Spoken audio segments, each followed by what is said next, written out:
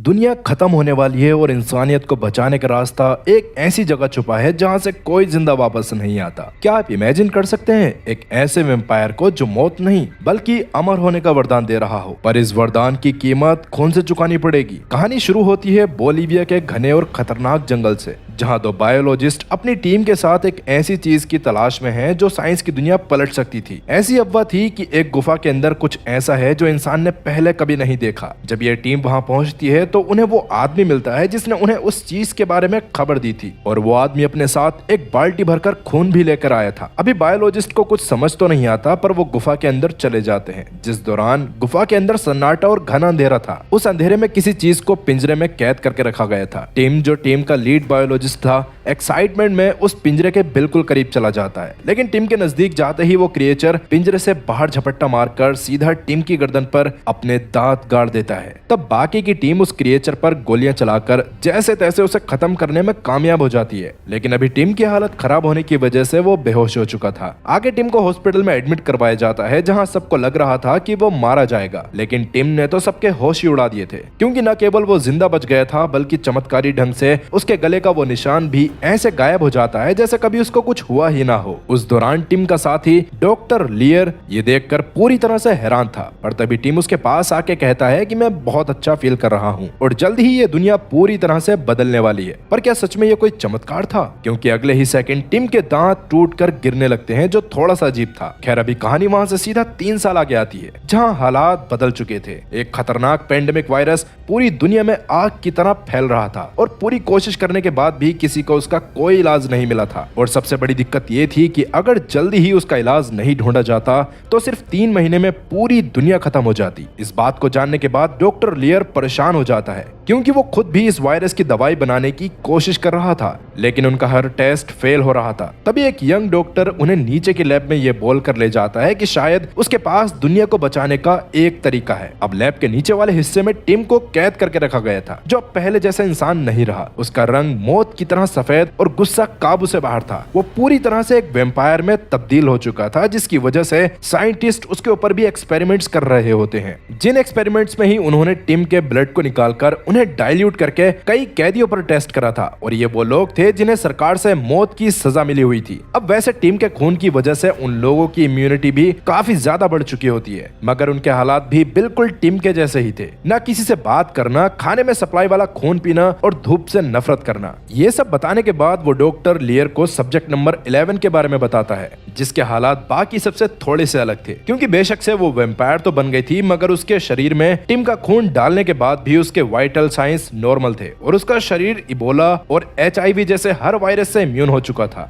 Doctor का मानना था कि ये सब उसकी कम उम्र के होने के कारण हुआ है, और हो सकता है कि अगर वहाँ इस एक्सपेरिमेंट को किसी और छोटे बच्चे पर करा जाए तो उन्हें ऐसे रिजल्ट्स मिल सकते हैं, जिससे दुनिया में फैलने वाले वायरस को तो सही करा ही जा सकता था, पर साथ साथ में वो ऐसे वेम्पायर को बना सकते थे जो बाकी सब की तरह आउट ऑफ कंट्रोल ना रहें। लेकिन क्या किसी मासूम बच्चे का खून पूरी इंसानियत का बोझ उठा पाएगा? क्योंकि इस भयानक आइडिया के ख्याल से ही असली खतरा तो अब शुरू होने वाला था।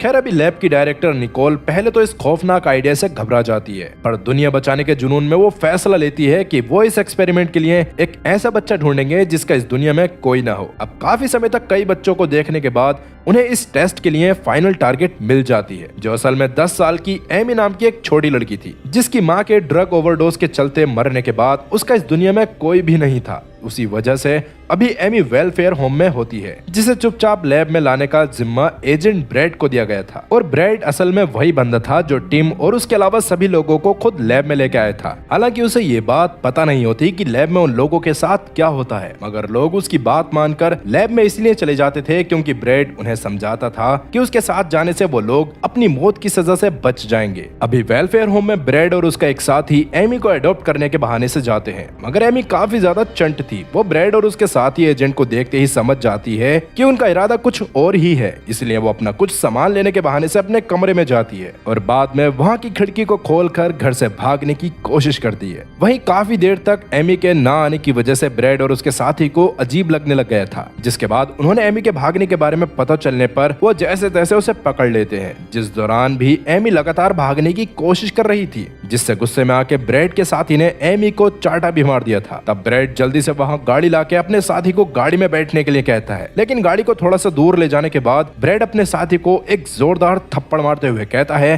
कि आइंदा किसी बच्चे के ऊपर हाथ मत उठाना, नहीं तो यही जान से मार दूंगा। जिसके बाद ब्रैड एमी को स्नैक्स दिलवाकर उसे शांत करवाने की कोशिश करता है, मगर एमी की आंखों में डर साफ था और वो लगातार यही सोचे जा रही थी कि आखिरकार वो लोग उसे कहां लेके जाएंगे। इस पर ब्रैड एमी को भरोसा दिलवाता है कि लैब में सब ठीक होगा, पर ब्रैड नहीं जानता था कि उस लैब की दीवारों के पीछे कितना बड़ा शैतान पल रहा है। इधर लैब के अंदर डॉक्टर लियर अपने पुराने दोस्त टिम को देखकर काफी परेशान था, क्योंकि टिम अब इंसान नहीं रहा। वो ना बोल सकता था ना महसूस कर सकता था, और बाकी टेस्ट सब्जेक्ट्स की हालत तो और भी बदतर थी। उनका हुलिया पूरी तरह बिगड़ चुका था और उन्हें जिंदा रहने के लिए पाइप्स के जरिए इंसानी खून पिलाया जाता था। क्या एमी भी उन मॉन्स्टर्स की तरह सिर्फ एक सब्जेक्ट बनकर रह जाएगी, या वो कभी लैब में पहुंचेगी ही नहीं? खैर, वहीं रास्ते में एमी को एहसास होता है कि ब्रैड कोई बुरा आदमी नहीं है। इसी वजह से धीरे धीरे दोनों के बीच की दोस्ती गहरी होने लगती है। जिस दौरान रास्ते में जब उन्हें एक अम्यूजमेंट पार्क दिखाई देता है तो ब्रैड एमी को थोड़ा सा एंजॉय करवाने के लिए गाड़ी रोक देता है, जिस बात पर ब्रैड का पार्टनर तो गुस्सा कर रहा था, क्योंकि उनके लिए एमी बस एक असाइनमेंट थी। लेकिन ब्रैड को उसकी जरा भी परवाह नहीं होती और वो उससे कहता है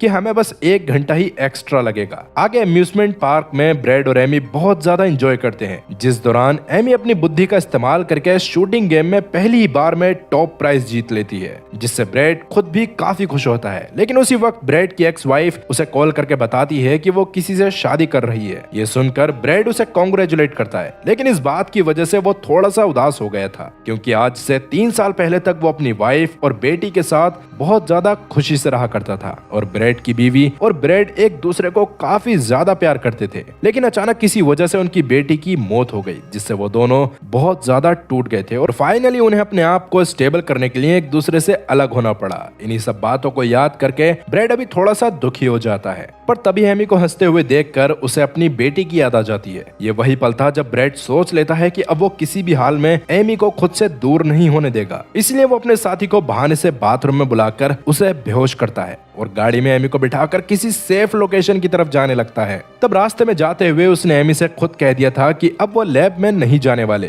क्योंकि वो जगह सही नहीं है। इतना बोलकर ब्रैड एमी को और चीजें कहने ही वाला था, लेकिन एमी उससे पहले भी ब्रैड से कहती है कि मुझे तुम्हारे ऊपर पूरा भरोसा है। अब एक एजेंट और एक बच्ची फरार थे, पर उनका ये अनजान सफर शुरू होते ही खतरे में पड़ जाता है। असल में टीवी पर न्यूज चल रही थी कि ब्रैड ने एक बच्ची को किडनैप किया है और पुलिस उसकी तलाश कर रही है। इस बात से ब्रैड समझ गया था कि वो किसी भी हाल में इतनी बड़ी मुसीबत से नहीं बच सकता। इसलिए वो एक प्लान बनाता है और बच्ची को अपने साथ पुलिस स्टेशन में सरेंडर करने के लिए ले जाता है, क्योंकि उसे लग रहा था कि शायद उसके ऐसा करने से एमी सेफ हो जाएगी और लैब वाले उसे वापस से नहीं पकड़ पाएंगे। लेकिन ब्रैड को जरा सा भी अंदाजा नहीं था कि उसका ये प्लान उसके ही ऊपर उल्टा पड़ जाएगा। थोड़ी देर बाद उसके स्टेशन पहुंचते ही वहां काफी सारे हथियारों से लैस एजेंट्स की पूरी स्क्वाड आ जाती है, जो देखकर ब्रैड समझ गया था कि सब लोग लैब वालों के साथ ही हैं और पुलिस स्टेशन में लगे बड़े बड़े सिस्टम्स भी उन्हीं लोगों के कब्जे में है। तब तक पुलिस वाले भी ब्रैड को हथकड़ी लगाकर पास में बैठा चुके थे, जो देखकर एमी बड़ी होशियारी से उस हथकड़ी की चाबी को हासिल करके उसे ब्रैड को दे देती है और ब्रैड भी खुद को जल्दी से आजाद करके पुलिस ऑफिसर को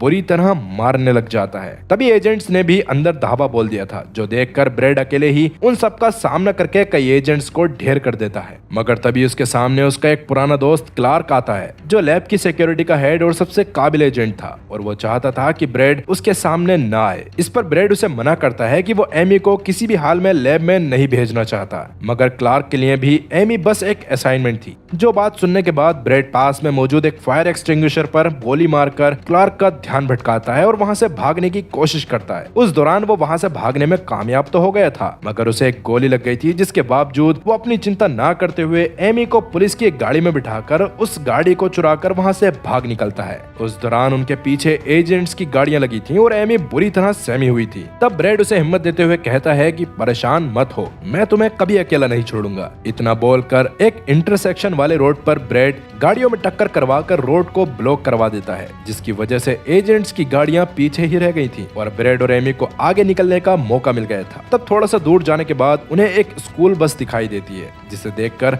दोनों उसके पास जाते हैं और स्कूल की टीचर को बेवकूफ बनाते हुए ऐसे दिखाते हैं कि वो यहाँ नए हैं और रास्ता भटक गए हैं। जो सुनने के बाद टीचर उन्हें बस में चलने को कहती है, क्योंकि वो जिस जगह जाने के बारे में बता रहे थे वो बस उसी रूट पर जा रही थी। इसलिए अभी ब्रैड और एमी बस में ही सवार हो जाते हैं, लेकिन खतरा अभी टला नहीं था। बस में बैठे एक लड़के ने ब्रैड के अजीब दिखाई देने की वजह से उसकी फोटो खींच ली थी, जिस दौरान ब्रैड समझ गया था कि अब वहाँ से किसी भी हाल में निकलना ही पड़ेगा। इसलिए वो एमी को लेकर बीच रास्ते में उतर जाता है और एक गाड़ी चुराकर फिर से किसी सेफ लोकेशन की तलाश में भटकना शुरू कर देता है। लेकिन अभी ब्रैड का शरीर उसका साथ नहीं दे पा रहा था। उसके जख्म से लगातार खून बह रहा था, जिसकी वजह से ड्राइव करते हुए धीरे धीरे उसकी आंखों के सामने अंधेरा छाने लगता है और आखिरकार गाड़ी एक सुनसान रास्ते पर फेंसिंग से टकराने वाली होती है। तब एमी जैसे तैसे गाड़ी को संभालती है और गाड़ी के रुकने के बाद ब्रैड को देखकर उसे पता चलता है कि ब्रैड बेहोश हो चुका था। ये देखकर एमी काफी ज्यादा डर गई थी, इसलिए वो तुरंत ही ब्रैड के फोन को लेकर उसकी एक्स वाइफ लैला को कॉल करती है, जिस दौरान एमी बस लगातार रो रही थी और उसे लग रहा था कि ब्रैड मर चुका है। पर किस्मत साथ होने की वजह से लैला एक डॉक्टर निकलती है और हिम्मत से काम लेते हुए एमी को गाइड करती है कि उसे ब्रैड को प्रॉपरली किसी तरह से चेक करना है। ये सुनकर एमी भी बिल्कुल ऐसा ही करती है और तब जाके उसे पता चलता है कि ब्रैड अभी भी जिंदा है। ये पता चलने के बाद लैला की जान में जान आ गई थी और उसने एमी को बता दिया था कि ब्रैड को होश में कैसे लाना है। खैर कुछ देर बाद ब्रैड के होश में आने के बाद वो डर के मारे सबसे पहले तो अपने फोन को ही तोड़ता है, क्योंकि ऐसे मिशन में फोन्स हमेशा एजेंट्स के दुश्मन होते हैं। दरअसल पहले के टाइम पर ब्रैड स्पेशल फोर्सेस में हुआ करता था, पर किसी वजह से वो उस काम को छोड़कर ये सारे काम करने लगा। और वैसे यही रीजन भी था कि लैला को ब्रैड के गोली लगने के बारे में जानकर इतनी टेंशन नहीं थी, क्योंकि वो जानती थी कि ब्रैड जैसे खतरनाक आदमी का एक गोली तो कुछ भी नहीं बिगाड़ सकती।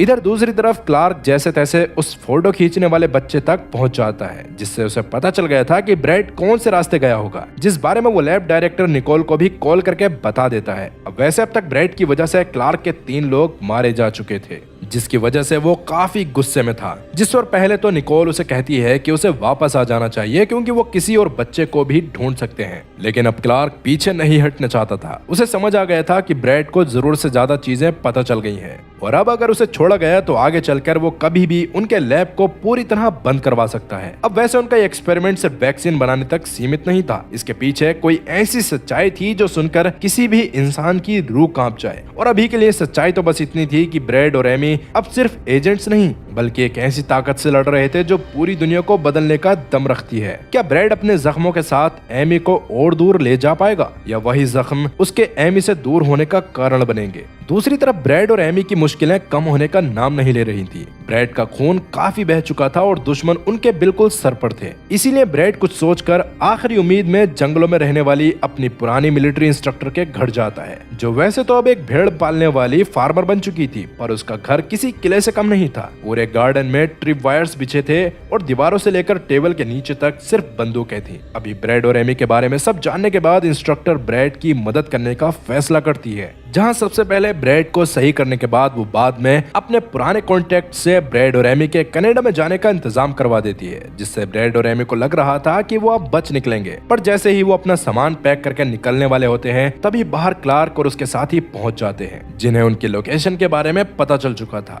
लैब की आर्म्ड फोर्सेस ने उन्हें घेर लिया था, जिसकी वजह से इंस्ट्रक्टर तुरंत ही बंदूक ले जाके उन्हें मारना शुरू कर देती है और ब्रैड को पीछे वाले रास्ते से एमी के साथ भागने को कहती है। लेकिन इस लड़ाई के बीच इंस्ट्रक्टर को भी गोली लग गई थी, जिसकी वजह से वो बेहोश हो जाती है और तब जाकर ब्रैड समझ जाता है कि वो अकेले इतने सारे लोगों से लड़ाई नहीं कर सकता, मगर वो किसी भी हाल में एमी को उन लोगों के हाथ नहीं लगने देना चाहता था। इसीलिए वो एक बड़ा रिस्क लेकर अकेले घर से बाहर जाता है और एमी को पीछे वाले रास्ते से भागने को कहता है। ब्रैड को लग रहा था कि उसे पकड़ने के बाद क्लार्क और बाकी सब एमी के बारे में भूल जाएंगे, लेकिन वो इस बात को भूल चुका था कि असल में उन लोगों का असली टारगेट ब्रैड नहीं बल्कि एमी खुद ही थी। इसलिए क्लार्क अभी लगातार उससे एमी के बारे में पूछने लगता है। इस पर ब्रैड तो उसे कुछ भी बताने के लिए तैयार नहीं था, जिससे गुस्से में आके क्लार्क उसे जान से ही मारने वाला होता है कि तभी एमी खुद ही उसके सामने आ जाती है, क्योंकि वो ब्रैड को इस तरह मरवा नहीं सकती थी। तब उन दोनों को गार्ड्स वापस उसी लैब में ले जाने लगते हैं जहां ब्रैड को एमी को लेके जाना था। तब रास्ते में ब्रैड एमी को अपनी बेटी की तरह सर्वाइवल की कुछ चीजें सिखाता है और साथ ही वो एक प्लान भी बनाते हैं, जिससे लैब में उन्हें एक दूसरे से अलग नहीं रखा जा सकता था। तब लैब पहुंचते ही शुरू में तो दोनों को अलग कर दिया जाता है, पर ब्रैड जो इतनी बड़ी फोर्सेस को बस एमी के लिए आता हुआ देखकर समझ गया था कि एमी में पक्का कोई खास बात है।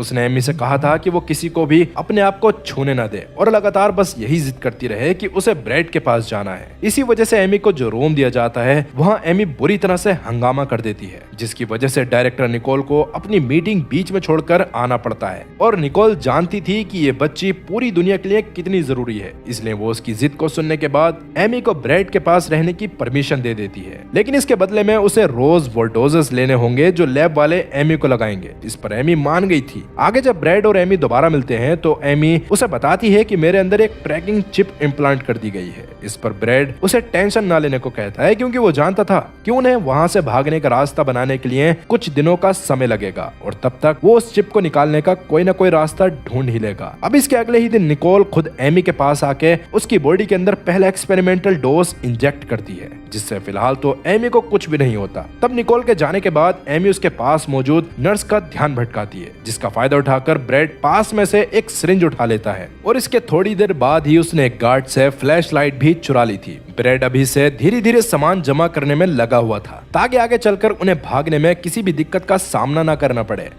अब उसी रात सब्जेक्ट्स पे कुछ एक्सपेरिमेंट चल रहे होते हैं, जिसमें लैब के प्रोटोकॉल्स के मुताबिक हर टेस्ट सब्जेक्ट के लिए एक अलग केयर टेकर रखा गया था। पर केयर टेकर्स वाला काम किसी सजा से कम नहीं था। ना मोबाइल अलाउ था, न छुट्टियां और ना ही आसानी से बाहर जाना। इसीलिए इन केयर टेकर्स का गुस्सा अक्सर उन बेजान से दिखने वाले सब्जेक्ट्स पर निकलता था, जिसमें वो उन्हें बेफालतू में चिढ़ाते, परेशान करते और बहुत ज्यादा उल्टा सीधा कहते। इसके अलावा सबसे ज्यादा अजीब बात तो ये थी कि केयर टेकर्स को हर रात उन्हीं सब्जेक्ट्स के सपने दिखाई देते थे, जिसकी वजह से उनकी नफरत सब्जेक्ट से और ज्यादा बढ़ जाती है। खैर, आज जब दो केयरटेकर सब्जेक्ट 11 को परेशान कर रहे होते हैं, तभी गलती से उनमें से एक का नेम प्लेट 11 के सेल के अंदर गिर जाता है, जो देखकर वो डरते हुए उस नेम प्लेट को उठाता है, जिस दौरान 11 बस आराम से उसे ऐसा करते हुए देख रही थी। लेकिन अभी जब वो उस केयरटेकर को कुछ नहीं करती तो दूसरा केयरटेकर 11 के पास जाके उसे परेशान करने का फैसला करता है। लेकिन गर्दन को 11 के सामने करते ही 11 ने अचानक अपने दांत उसकी गर्दन में घुसा दिए थे, जिसके 90 सेकंड्स के अंदर अंदर उसका सारा खून 11 का खाना बन जाता है और उस केयरटेकर की वही मौत हो जाती है। इस हमले ने रिसर्च स्टाफ के होश उड़ा दिए थे। सब हैरान थे कि जिस सब्जेक्ट का दिमाग डेड माना जा रहा था, उसने अचानक अटैक क्यों किया। तब डॉक्टर लेयर सर्वाइलेंस रिकॉर्ड्स देखकर बताता है कि ये कोई रैंडम अटैक नहीं, बल्कि एक तरह से बदला था, क्योंकि वो केयर टेकर रोज सब्जेक्ट 11 को परेशान करा करते थे, जिसकी वजह से वो काफी ज्यादा गुस्से में थी। इस पर यंग डॉक्टर कहता है कि सब्जेक्ट के ब्रेन में कोई एक्टिविटी नहीं है। पर सिक्योरिटी हेड क्लार्क को इस बारे में पता चलने पर वो फैसला करता है कि 11 को इस गलती के लिए उसे जान से मारना पड़ेगा। ये सुनकर सब दंग रह गए थे, क्योंकि किसी को ये बात नहीं पता थी कि वो 11 के पास कैसे जाएंगे। तब क्लार्क प्लान बनाता है कि वो पहले गैस की मदद से 11 को कमजोर करेंगे और बाद में उसके ऊपर सनलाइट जैसी इंटेंस लाइट डालेंगे, जिससे वो खुद ही खत्म हो जाएगी। ये मौत सब्जेक्ट 11 के लिए बेहद दर्दनाक होने वाली थी, पर उसकी जिंदगी तो शुरू से ही एक दर्दनाक कहानी थी। बचपन में अपने स्टेप फादर के हाथों अब्यूज होने की वजह से उसने 16 साल की उम्र में पैसे जोड़कर भागने की कोशिश करी थी, मगर उसके भागने से पहले उसके स्टेप फादर को इस बारे में पता चल जाता है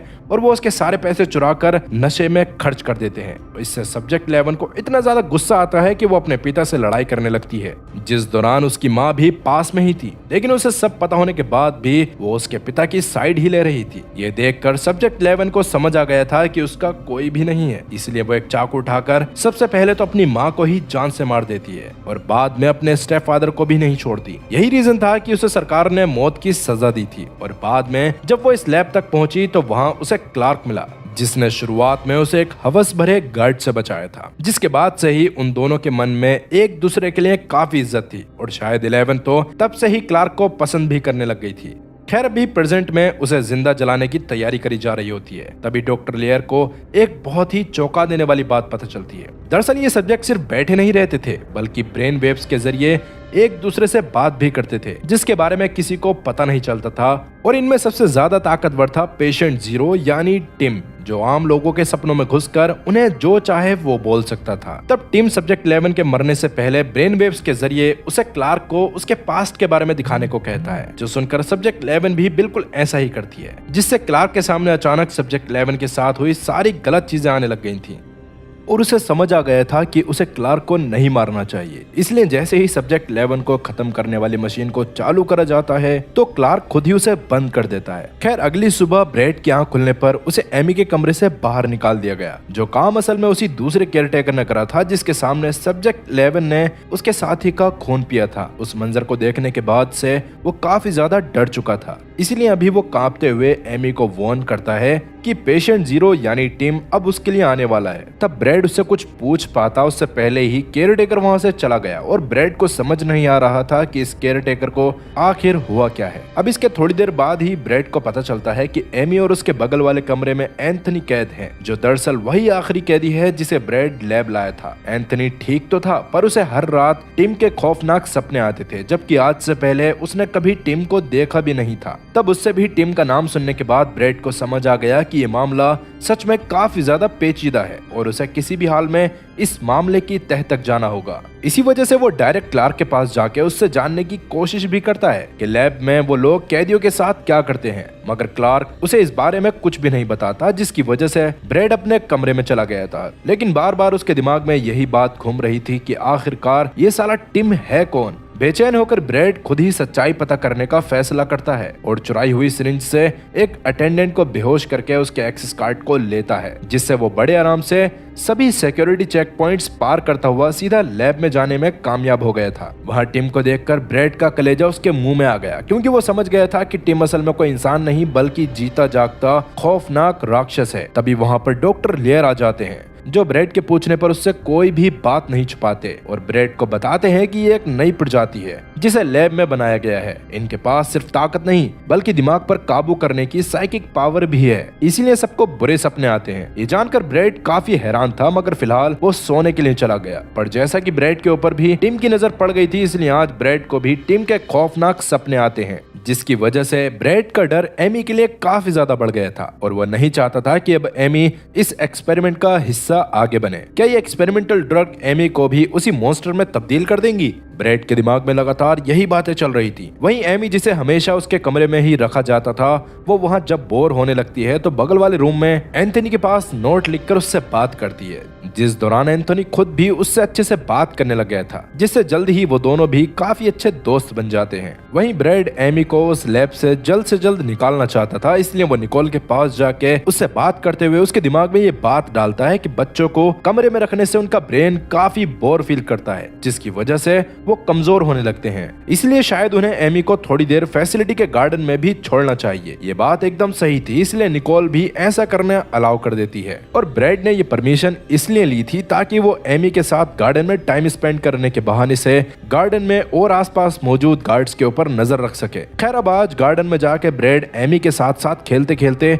उसे ट्री हाउस बनाने का आइडिया देता है, जो आइडिया एमी को भी काफी पसंद आया था। इसलिए वो गार्डन में ही एक अच्छा सा ट्री हाउस बनाते हैं, जिस दौरान गार्ड्स को उन पे बिल्कुल शक नहीं होता, क्योंकि बच्चों को अच्छी अच्छी चीजें सिखाने के लिए नॉर्मली हर जगह यही चीजें होती थी। इसलिए वो तो उल्टा एमी और ब्रेड की ट्री हाउस बनाने में उनकी मदद करते हैं। अब जब ट्री हाउस बनकर तैयार हो गया तो ऊपर जाके ब्रेड एमी से पूछता है कि तुम्हें यहाँ से क्या दिख रहा है। इस पर एमी सामने मौजूद पहाड़ के बारे में बताती है, लेकिन ब्रेड उसे समझाता है कि ये ट्री हाउस उसने पहाड़ देखने के लिए नहीं बल्कि लैब के कोने कोने को ध्यान से देखने के लिए बनाया है, ताकि उन्हें गार्ड्स की पोजीशन के बारे में पता चल सके। ये सुनकर एमी भी थोड़ी सी होशियारी दिखाते हुए पास मौजूद एक गार्ड से मीठी मीठी बातें करती है और नेचर को देखने के बहाने से उसकी दूरबीन उससे ले लेती है, जो देखकर ब्रेड तो दंग रह गया था, क्योंकि उसकी ये छोटी सी पार्टनर सच में किसी स्पाई से कम नहीं थी। खैर आगे एमी दूरबीन से कोने कोने में नजर रखते हुए ब्रेड को हर एक बात बता रही होती है। तभी अचानक उसकी नजर एक्सिट के पास पड़ती है, जहां एक गार्ड छत से किसी पर गोलियां चला रहा था। ये सुनकर ब्रेड तुरंत ही एमी को नीचे करता है और बाद में देखने पर उसे पता चलता है कि लैब के किसी गार्ड ने लैब के ऊपर ही हमला कर दिया था। दरअसल 3 साल से इस बंद माहौल में रहने और टीम के खौफनाक सपनों ने उसे पागल कर दिया था, जिसकी वजह से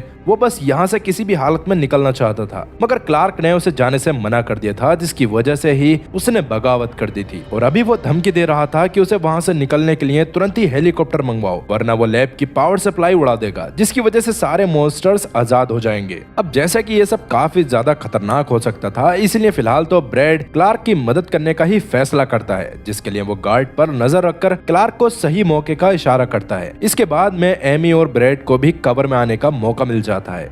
उस दौरान ब्रेड खुद उस गार्ड के पास जाके उससे बात करने का फैसला करता है, जिस पर क्लार्क भी मान गया था। इसीलिए ब्रेड गार्ड के पास जाके उसे ऐसा ना करने के लिए मनाने की कोशिश करने लग गया, लेकिन उस सोल्जर का गुस्सा काबू से बाहर था। वो अपनी गन घुमाकर सीधा लैब के पावर स्टेशन पर निशाना साध देता है, जिससे एक बड़ा धमाका होने से पावर स्टेशन बर्बाद हो गया था और पूरी लैब अंधेरे में डूब गई थी। बदकिस्मती से लैब में उसी वक्त एंथोनी का एक बेहद क्रिटिकल मेडिकल प्रोसीजर चल रहा होता है। तब ब्रेड उस गार्ड को जैसे तैसे शांत करवा देता है, लेकिन तभी क्लार्क वहां आके उसे शूट करके खत्म कर देता है। ये देखकर ब्रेड तो गुस्से में पागल हो गया था, पर क्लार्क का कहना था कि उनके पास वक्त नहीं है और जल्दी ही उन्हें पावर रिस्टोर करनी पड़ेगी। असल में जो डोजेस एंथोनी और एमी को दिए जा रहे थे, उनसे इंसान धीरे धीरे ट्रांसफॉर्मेशन वाले स्टेट पर जाने लगता था और आज सुबह ही एंथोनी का ट्रांसफॉर्मेशन स्टेज आया था, पर उसकी हालत थोड़ी सी ज्यादा खराब थी, जिसकी वजह से उसको स्टेबलाइज करने का काम चल रहा था। जिस दौरान टीम उसके दिमाग में जाके उससे कांटेक्ट करता और उसके बाद ही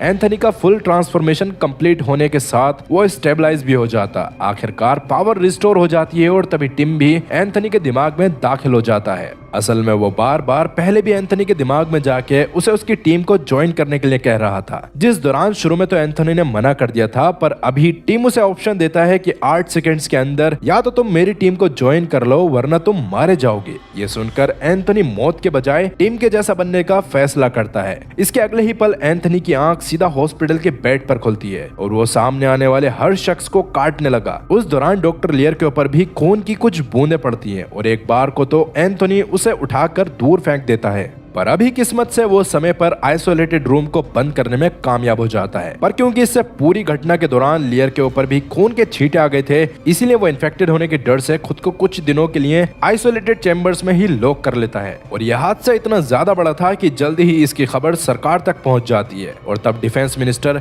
खुद इस प्रोजेक्ट को इंस्पेक्ट करने आ जाता है, क्योंकि उसने इस प्रोजेक्ट पर $1 बिलियन इन्वेस्ट करे हुए थे। अब जबकि सरकारी बड़े अफसर लैब में मौजूद थे, ब्रेड और एमी को पता था कि हंगामा उनके भागने का सबसे बेहतरीन और शायद आखिरी मौका है। इधर निकोल डिफेंस मिनिस्टर को साफ साफ बता देती है कि उसके ये $1 बिलियन बर्बाद हो चुके हैं, क्योंकि सब्जेक्ट्स अब साइकिक पावर्स और इंसानों को काटने जैसे अजीब साइड इफेक्ट्स दिखा रहे हैं। इसलिए हमें कुछ और बुरा होने से पहले एक्सपेरिमेंट को बंद करके सभी सब्जेक्ट्स को खत्म कर देना चाहिए। लेकिन डिफेंस मिनिस्टर इसके लिए साफ मना कर देता है, क्योंकि असल में वो इस प्रोजेक्ट के दम पर एक स्पेशल फोर्स को तैयार करना चाहता था ताकि वो पूरी दुनिया पर रूल कर सके। निकोल तो अभी भी ऐसा करने से मना कर रही होती है, लेकिन वो यंग डॉक्टर जिसने इस एक्सपेरिमेंट को बच्चों पर करने के लिए कहा था, वो डिफेंस मिनिस्टर की चमचागिरी करने के चक्कर में दावा करता है कि सब्जेक्ट्स को कंट्रोल करने का तरीका ढूंढ लेगा। इससे डिफेंस मिनिस्टर खुश होता है और यंग डॉक्टर बाद में सब्जेक्ट 3 के सर में छेद करके उसे ब्रेन वेव से कंट्रोल करने की कोशिश करता है। शुरुआत में तो वो लगभग कामयाब हो रहा था, पर थोड़ी देर बाद जब वो मिनिस्टर को ये दिखाने के लिए बुलाता है तो सब्जेक्ट ऑर्डर मानना बंद कर देता है, जिससे गुस्से में मिनिस्टर फिर से बाहर चला गया था। असल में वो डॉक्टर उल्लू बन चुका था और सब्जेक्ट 3 वहां से भागने के लिए डॉक्टर के साथ खेल खेल रहा था। आगे जब तक डॉक्टर को ये बात समझ आती तब तक काफी ज्यादा देर हो चुकी थी, इसलिए वो डरते हुए क्वारंटीन में बैठे डॉक्टर लियर से मदद मांगने जाता है। पर सब्जेक्ट 3 उसके बिल्कुल पीछे था, जो डॉक्टर लियर के सामने ही डॉक्टर को बुरी तरह मारकर उसका खून पी जाता है। दूसरी तरफ इस सबसे अनजान डिफेंस मिनिस्टर एमी से पूछ रहा था कि क्या उसके पास भी टेलीपैथिक एबिलिटीज हैं, क्योंकि वैम्पायर्स में वो एबिलिटीज आ जाती हैं। इस पर एमी साफ मना कर देती है, जो असल में एक झूठ था, क्योंकि कुछ डोजेस लेने की वजह से उसके सेल्स भी म्यूटेट होने लगे थे और टेलीपैथिक एबिलिटीज उसे आज सुबह ही मिल गई थी। असल में सुबह ब्रेड उसे उनके भागने के प्लान के बारे में बता रहा था, तो उस दौरान एमी उसके सेंटेंसेस खुद पूरे करने लगी थी। इससे ब्रेड को भी समझ आ चुका था कि एमी अब उसका दिमाग पढ़ सकती है, इसीलिए उसने एमी से इस बारे में किसी को भी बताने से मना करा था। खैर प्रेजेंट में डिफेंस मिनिस्टर एमी से और बातें करने लगता है, पर तभी निकोल बीच में आके एमी को अपने साथ बाहर की तरफ ले जाती है, जो निकोल ने जानबूझकर करा था, क्योंकि वो अब तक समझ चुकी थी कि एक्सपेरिमेंट कितना ज्यादा खतरनाक है। इसलिए वो किसी भी हाल में ब्रेड और एमी की मदद करके उन्हें लैब से भगाना चाहती थी। इसलिए वो एमी और ब्रेड को कहती है कि दोनों ब्लड रेफ्रिजरेटर में छुप जाएं और शिफ्ट बदलने का इंतजार करें, जिसके बीच में मिलने वाले समय में वो बहुत ही आराम से लैब से भाग सकते थे। तब ब्रैड और एमी भी ऐसा करने के लिए तैयार थे, लेकिन किस्मत को तो कुछ और ही मंजूर था, क्योंकि वक्त से पहले ही उन्हें देख लिया जाता है और उन्हें उस कमरे से बाहर आना पड़ता है जहां निकोल उन्हें छोड़कर गई थी। तब रास्ते में उनका सामना सब्जेक्ट 3 से भी होता है, जिसने अब तक लैब में कोहराम मचा दिया था। अभी वो ब्रैड को देखते ही उसे बुरी तरह से पटक देता है, जिसके बाद वो ब्रैड का खून भी पीने ही वाला था कि तभी एमी जोर से चिल्लाती है। इस दौरान उसकी आवाज बहुत ज्यादा खतरनाक लग गई थी और वो आवाज इतनी ताकतवर थी कि सब्जेक्ट 3 दूर जाके गिरता है और डर कर वहां से भाग जाता है। लेकिन अभी एमी भी बेहोश हो गई थी। फिर उसे होश आने पर वो खुद हैरान थी कि उसके पास अचानक ऐसी पावर्स कहां से आ गई हैं। अभी ब्रैड और एमी इस बारे में ज्यादा नहीं सोचते, क्योंकि सच में ये लैब से बाहर जाने वाला गोल्डन चांस था, क्योंकि फिलहाल के लिए गार्ड सब्जेक्ट 3 को ढूंढने में लगे थे और रास्ते में उन्हें देखकर भी इग्नोर ही कर रहे थे। वहीं निकोल डिफेंस मिनिस्टर को सुना रही थी, क्योंकि उसने कहा था कि एक्सपेरिमेंट बंद कर देना चाहिए। पर अभी डिफेंस मिनिस्टर तो उल्टा उसके ऊपर ही चढ़ना शुरू कर देता है, क्योंकि वो मानता था कि ये मॉन्स्टर्स उसकी क्रिएशन है और इनका क्या करना है वो खुद ही डिसाइड करेगा। अब यहाँ सबसे बड़ा इशू ये था कि सब्जेक्ट 3 लैब से बाहर निकलने में भी कामयाब हो गया है, और क्योंकि उसने अब तक अपनी ट्रैकिंग चिप भी निकाल दिया था, इसलिए किसी को इस बारे में पता ही नहीं है कि वो कहां पर कोहराम मचा रहा है। पर तभी एमी को एक साइकिक कनेक्शन महसूस होता है, और जैसा कि अब वो भी ट्रांसफॉर्मेशन की इनिशियल स्टेज पर पहुंच चुकी थी, तो वो सब्जेक्ट 3 के आसपास के एरिया को देख पा रही थी, जिसके बारे में एमी सबको बता देती है, जो सुनकर क्लार्क को समझ आ गया था कि सब्जेक्ट 3 इस समय पर हाईवे पर कहीं है। ये सुनकर मिनिस्टर एमी को वहां उनके साथ चलने के लिए कहता है, जिस पर ब्रैड तो एक बार को भड़क उठा था, क्योंकि वो नहीं चाहता था कि एमी जैसी मासूम बच्ची ऐसी किसी भी चीज का हिस्सा बने जहां जान का खतरा हो। मगर एमी खुद भी सबकी मदद करना चाहती थी, और क्योंकि उसके बिना सब्जेक्ट 3 को ट्रैक भी नहीं करा जा सकता था, इसलिए एमी उनके साथ जाने के लिए हाँ कह देती है और ब्रैड को उसके साथ ही चलने को कहती है। आगे जब हाईवे पर पहुंचकर वो वहां का नजारा देखते हैं तो उनके रोंगटे खड़े हो जाते हैं। काफी गाड़ियां बीच रोड पर रुकी हुई थी और लोगों को बुरी तरह काट कर उन्हें जान से मार दिया गया था। हालांकि सब्जेक्ट 3 वहां पर नहीं होता, इसलिए एमी एक बार वापस से अपनी पावर्स का इस्तेमाल करती है, जिससे उसे पता चलता है कि सब्जेक्ट 3 पास में मौजूद एक केबिन में है जहां एक बूढ़ी औरत रहती है। इस बारे में पता चलते ही एमी बहुत तेजी से उस केबिन की तरफ जाने लगती है, जो देखकर ब्रैड बीच में जाके उसे पकड़ता है और कहता है कि तुम्हें ऐसे बार बार लोगों के सामने अपनी ताकत नहीं दिखानी चाहिए। लेकिन एमी खुद भी सब्जेक्ट 3 को जल्दी से जल्दी पकड़वाना चाहती थी। वहीं केबिन के अंदर सब्जेक्ट 3 वहां रहने वाली एक बूढ़ी औरत को बुरी तरह मारकर खून पी रहा था। तभी पेशेंट 0 यानी टिम सब्जेक्ट 3 के दिमाग में आके उसे एमी और बाकी लोगों के आने के बारे में वार्न करता है, जिस दौरान टिम ने एमी को यह भी कह दिया था कि एमी हमारी तरफ नहीं है, इसलिए उसे जान से मारना पड़ेगा। ये सुनकर फिलहाल के लिए सब्जेक्ट 3 वहां से निकल जाता है, पर तभी वहां ब्रैड की एक्स वाइफ लैला भी पहुंच जाती है, क्योंकि असल में वो ब्रैड से मिलने के लिए शहर की तरफ जा रही थी। पर रास्ते में ही सब्जेक्ट 3 ने लोगों को मारना शुरू कर दिया, जिस दौरान उसे देखकर वो जैसे तैसे अपनी जान बचाकर उसी केबिन के पास आके छुप गई थी। अभी जब वो उस बूढ़ी औरत को जमीन पर पड़ा हुआ देखती है तो काफी ज्यादा हैरानी से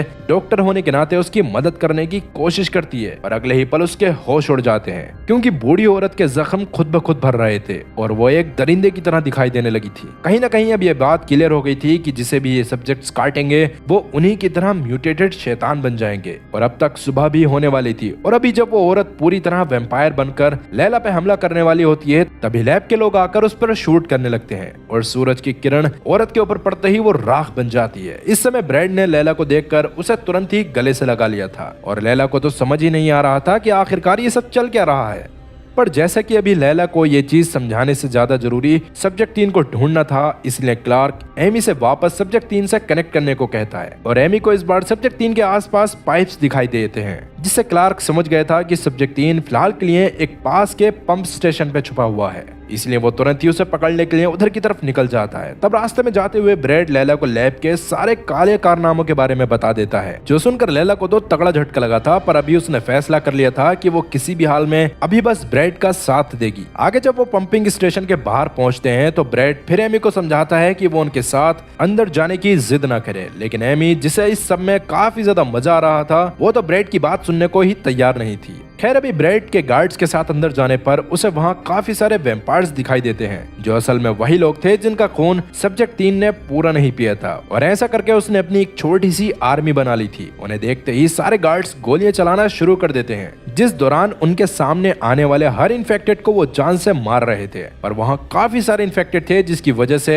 ये लड़ाई काफी लंबी चलती है। तभी अचानक ब्रैड को बाहर से एमी और लैला के चिल्लाने की आवाज आती है, जिसे सुनकर जब वो बाहर जाता है तो उसे पता चलता है कि सब्जेक्ट 3 मौका देखकर बाहर आ गया था, जहाँ सनलाइट होने के बाद भी उसने एक गार्ड को जान से मार दिया। ये देखकर लैला तुरंत ही एमी को लेकर पास की झाड़ियों में छुप जाती है, मगर एमी को एहसास हो चुका था कि असल में वो मॉन्स्टर बस उसके लिए ही यहाँ पर आया है। इसीलिए लैला की जान बचाने के लिए वो उसे दूर जाके एक खाली फैक्ट्री की तरफ भागती है, जहाँ जाके वो छुपने की कोशिश कर रही थी, लेकिन उससे पहले ही सब्जेक्ट 3 आके उसको दबोच लेता है, जिस दौरान एमी अपनी शक्ति से उसे पीछे धकेलने की कोशिश करती है। लेकिन अभी सब्जेक्ट 3 के ज्यादा ताकतवर होने के कारण वो फेल हो जाती है। आगे सब्जेक्ट 3 एमी को जान से मारने ही वाला था कि तभी वहाँ ब्रैड पहुंच के एक ही गोली में सब्जेक्ट 3 को ढेर कर देता है, जिसके मरते ही वो सारे के सारे लोग भी खत्म हो जाते हैं जो सब्जेक्ट 3 की वजह से वैम्पायर्स बनकर गार्ड से लड़ाई कर रहे थे। इसका मतलब अगर किसी भी वैम्पायर होस्ट को मार दिया जाए तो वो इंसान भी मर जाएंगे जिनको उसने काट कर वैम्पायर बनाया था। बाकी अगर टीम की बात करें कि कहानी की शुरुआत में अपने होस्ट के मरने के बाद वो क्यों नहीं मरा, तो इसका रीजन साफ है कि वो उस होस्ट के मरने के बाद ही वैम्पायर बना था।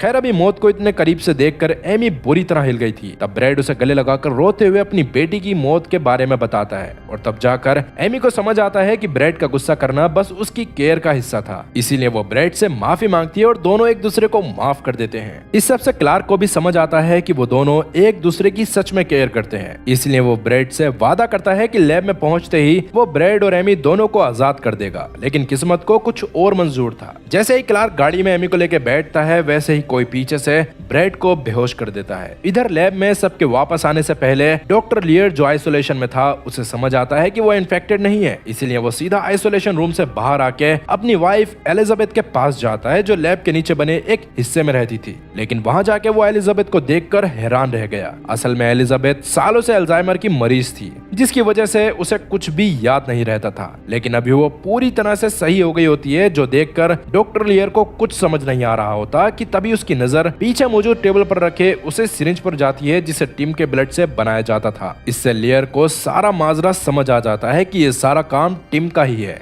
दरअसल सालों पहले टिम और लियर साथ में जंगल में गए भी इसलिए थे क्योंकि उन्हें जंगली आदमी की तलाश थी, जो लगभग 200 सालों से जिंदा था। उसके ब्लड को लेकर वो एलिजाबेथ का इलाज करना चाहते थे, पर अफसोस वहाँ टिम को काट लिया गया और वो पेशेंट 0 बन गया। लेकिन पेशेंट 0 बनने से पहले टिम लियर की बीवी को बहुत ज्यादा पसंद करता था और उसके अंदर अभी भी एलिजाबेथ के लिए फीलिंग्स थी। इसीलिए जब लियर आइसोलेशन में था तो टिम ने अपने केयर टेकर के माइंड को कंट्रोल करा और उसे मजबूर करते हुए एलिजाबेथ को वो डोजेस लगवाए ताकि वो सही हो सके। पर यह एहसान किसी बहुत बड़े तूफान की तरफ इशारा कर रहा था। अभी लियर एलिजाबेथ को सारी सच्चाई बता देता है और अब जल्दी ही उसे कोई एंटीडोट बनाने की जरूरत थी, वरना एलिजाबेथ भी धीरे धीरे टिम की तरह एक दरिंदा बन जाएगी। ये सुनकर एलिजाबेथ काफी ज्यादा डर जाती है। लेकिन अभी एंटीडोट के अलावा कोई और रास्ता नहीं था। तभी निकोल उस सीसीटीवी फुटेज को देखती है जिस दौरान एमी की चीख ने सब्जेक्ट 3 को दूर फेंक दिया था। उसे देखकर निकोल समझ गई थी कि एमी के जरिए उस एंटीडोट को बनाया जा सकता है, क्योंकि सब्जेक्ट 3 उस समय टिम के कंट्रोल में था और जब एमी ने चीखा तो उसका कनेक्शन एक बार को टिम से हट गया, जिसका मतलब एमी खुद टीम से बहुत ज्यादा ताकतवर थी। और क्योंकि ऐसे एलिजाबेथ को सही करा जा सकता है, इसलिए निकोल तुरंत ही एमी के ब्लड को टिम के ब्लड के साथ मिलाकर देखती है, मगर उसका ये एक्सपेरिमेंट पूरी तरह से फेल हो गया। तभी सब्जेक्ट 11 निकोल के दिमाग में घुसकर उससे कहती है कि इस सब का कोई भी इलाज नहीं है और सभी तबाही की तरफ बढ़ रहे हैं। इस बारे में निकोल जब लियर को बताती है तो वो पूरी तरह टूट जाता है, मगर अभी कोई और रास्ता ना होने की वजह से वो फैसला कर लेता है कि इस बार वो मुसीबत को जड़ से ही खत्म कर देगा। इसी वजह से वो बचे हुए वैम्पायर्स के सामने जाके उनके रूम में लगे इंटेंस लाइट को ऑन कर देता है, जिसकी रोशनी टिम समेत बाकी मॉन्स्टर्स को जिंदा जला रही थी और पूरी लैब उनकी दर्दनाक चीखों से गूंज रहा था। लेकिन अभी लियर को यह पता नहीं होता कि इसका असर एमी और उनकी वाइफ एलिजाबेथ पर भी हो रहा है, क्योंकि कहीं ना कहीं वो लोग भी टिम के ब्लड से बने थे। इसीलिए अगर टिम को कुछ हो जाता तो वो दोनों भी मारे जाते। अभी एमी जो क्लार्क और मिनिस्टर के साथ बाहर पहुंच गई थी, वो अपनी कंडीशन के बारे में क्लार्क को बताती है, जिसने तुरंत ही वहां निकोल को बुला लिया था। तब निकोल को सब समझ आते ही वो तुरंत अंदर जाके लियर को लाइट्स बंद करने को कहती है, जिससे सब नॉर्मल हो जाता है। लेकिन अभी टिम और बाकी मॉन्स्टर्स लियर को देखकर गुस्से में दहाड़ रहे थे। अब निकोल को ये बात समझ आ गई थी कि सिचुएशन आउट ऑफ कंट्रोल जा चुकी है, इसीलिए वो सीधा प्रेसिडेंट से बात करते हुए इस लैब को जमीन में दफन करने की सलाह देती है। लेकिन डिफेंस मिनिस्टर जो पैसों के लालच के चक्कर में इस पर साफ मना करते हुए एमी के बारे में बताता है, जो उनके हिसाब से एक सक्सेसफुल सब्जेक्ट थी। इसीलिए वो लैब बंद करने की जगह सिक्योरिटी बढ़ाने और वैम्पायर्स का खाना कम करने के लिए कहता है, जिस बात पर प्रेसिडेंट भी सहमत था। इससे निकोल समझ जाती है कि ये लोग दुनिया को फूंक कर ही दम लेंगे, इसलिए वो इस बारे में क्लार्क को भी वॉर्न करती है, जिस दौरान क्लार्क उसे ब्रेड के बारे में बताता है जो अब तक लैब में वापस नहीं आया था। और उसके गायब होने के पीछे क्लार्क को डिफेंस मिनिस्टर का हाथ लग रहा था। डिफेंस मिनिस्टर फिलहाल के लिए एमी के पास होता है, जिसे वो झूठ बोल रहा था कि ब्रेड लैला के साथ अपने घर पर चला गया है, मगर एमी जल्दी ही उसके झूठ को पकड़ लेती है, जिसकी वजह से डिफेंस मिनिस्टर फिलहाल एमी के रूम से चला गया था। वहीं जैसा कि डिफेंस मिनिस्टर इस बात को समझता था कि पक्का आगे चलकर निकोल कोई न कोई गड़बड़ कर सकती है, इसलिए वो निकोल को हेड पोजीशन से हटाकर उसके सारे एक्सेस को खत्म कर देता है, जिसकी वजह से निकोल अब लैब की कुछ लिमिटेड फाइल्स ही एक्सेस कर सकती थी। इसके साथ साथ डिफेंस मिनिस्टर ने एक नए बंदे को हायर करके उसे सिक्योरिटी का हेड बना दिया था, लेकिन वो ये नहीं जानता था कि उसकी हरकतें धीरे धीरे लैब को तबाही की तरफ ले जा रही हैं। इधर लैब में बंद वैम्पायर्स खुद भी खतरनाक अटैक करने की तैयारी में थे, जिस बारे में सब्जेक्ट 11 टिम को बताता है कि उनकी तरफ से सारी तैयारी हो गई है। लेकिन टिम अभी उसे ऐसा कुछ भी करने से मना कर देता है, क्योंकि वहां से निकलने से पहले वो एलिजाबेथ को अपनी तरफ करना चाहता था, ताकि बाद में वो भी उसके साथ ही जाए। अब वैसे इस काम में थोड़ा सा समय लगने वाला था, क्योंकि असल में हर सब्जेक्ट जब ट्रांसफॉर्मेशन स्टेज से गुजर रहा होता था तो वो थोड़ा सा कमजोर होता था, और उसी कमजोरी का फायदा उठाकर टिम उन्हें यकीन दिलवा दिया करता था कि या तो वो उसकी तरफ हो सकते हैं या फिर वो मर जाएंगे। और यही चीज वो एलिजाबेथ के साथ करने की भी कोशिश करता है, जिस दौरान शुरू में तो एलिजाबेथ उसके बहकावे में आ रही थी, मगर आखिरी समय में वो टिम के साथ रहने से मना करके अपने हस्बैंड लियर को चुनती है। तब रियल लाइफ में लियर भी उसकी आईवी निकालकर कुछ दिन बाद में कहीं और ले जाने का फैसला करता है, जिस पर एलिजाबेथ भी मान जाती है। अब वैसे एलिजाबेथ के मना करने की वजह से टिम को काफी ज्यादा गुस्सा आया था, और उसने फैसला कर लिया था कि वो सबको खत्म करके यहाँ से बाहर निकल जाएगा। अब उसके टारगेट में सबसे पहला नंबर एमी का था, क्योंकि वही थी जो आगे चलकर टिम के लिए मुसीबत बन सकती थी। अब इस बारे में एंथनी को पता चलने पर एमी को जाकर वॉर्न कर देता है, क्योंकि म्यूटेशन के बाद भी वो अपनी दोस्त को भूला नहीं था। तब एमी को समझ नहीं आ रहा होता कि वो टिम से तब कैसे बचेगी जब वो उसके दिमाग में घुसकर उसे मैनिपुलेट करने की कोशिश करेगा। इस पर एंथनी बताता है कि टिम लोगों की कमजोरी का फायदा उठाकर उन्हीं यादों के जरिए उन्हें और कमजोर करता है, इसलिए एमी को उससे बचने के लिए अपने डर को खत्म करना पड़ेगा। इस पर एमी उसे बताती है कि उसका सबसे बड़ा डर और दुख यही है कि वो अपनी माँ के आखिरी समय में उन्हें सही से गुड बाय नहीं कह पाई थी।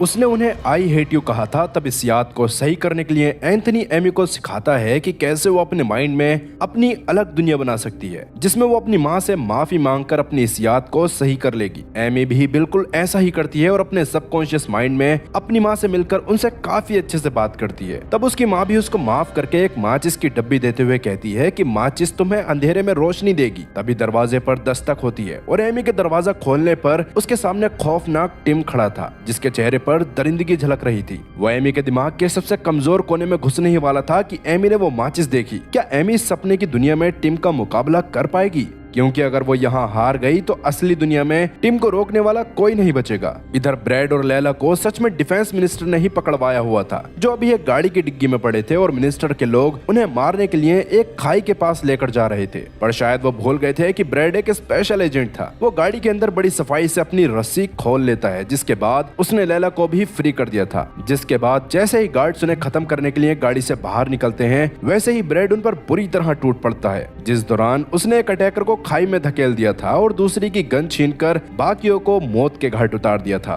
फिर बाद में ब्रैड लैला को लेकर जंगल से बाहर निकलने लगता है, जिस दौरान लैला को समझ आ गया था कि ब्रैड अभी भी उसे काफी ज्यादा प्यार करता है, इसलिए वो उसे अपने साथ घर चलने को कहती है। लेकिन ब्रैड तो सबसे पहले एमी को बचाने के लिए लैब में जाना चाहता था। इस पर लैला उसे समझाती है कि एमी उनकी अपनी बेटी नहीं है, इसलिए उसे एमी के चक्कर में अपनी जान खतरे में नहीं डालनी चाहिए। तब ब्रैड उसे समझाता है कि बेशक से एमी उनकी बेटी ना हो, पर उसकी जान बचाकर ब्रैड ब्रैड का इस बात का दुख कम हो जाएगा कि वो अपनी बेटी की जान नहीं बचा पाया। इतना बोलकर ब्रैड उन पुरानी यादों में खो जाता है जब एक छोटी सी गलती ने उसकी दुनिया उजाड़ दी थी। एक दिन वो अपनी बेटी के साथ एक शॉप पर गया था, पर बाद में उसे याद आया कि वो अपने वॉलेट को अपनी गाड़ी में ही भूल गया है। इसलिए वो अपनी बेटी से वॉलेट लाने को कहता है, पर तभी एक आदमी शॉप लूटने के इरादे से बंदूक लेके वहां पर आ गया और हड़बड़ाहट में ब्रैड की बेटी को उसके ही सामने शूट करके खत्म कर दिया। वही दुख और पछतावा ब्रैड को अंदर ही अंदर खा रहा था, इसलिए उसने आर्मी छोड़ दी थी। जिसके बाद वो जैसे तैसे उस चोर के बारे में इंफॉर्मेशन निकालता है और बाद में उसे बेहद बेरहमी से खत्म कर देता है। जिसके बाद वो खुद को भी खत्म करना चाहता था, पर तभी क्लार्क उससे मिलकर उसे लैब के लोगों की मदद करने के लिए कहता है, जिससे आगे चलकर पूरी दुनिया को बचाया जा सकता था। यही बात सुनकर ब्रैड लैब के लिए मौत की सजा वाले लोगों को लेके आने का काम करता था, पर उसकी बेटी की मौत के बाद से उसके और लैला के बीच की दूरियां काफी ज्यादा बढ़ गई थी, जिसकी वजह से एक समय पर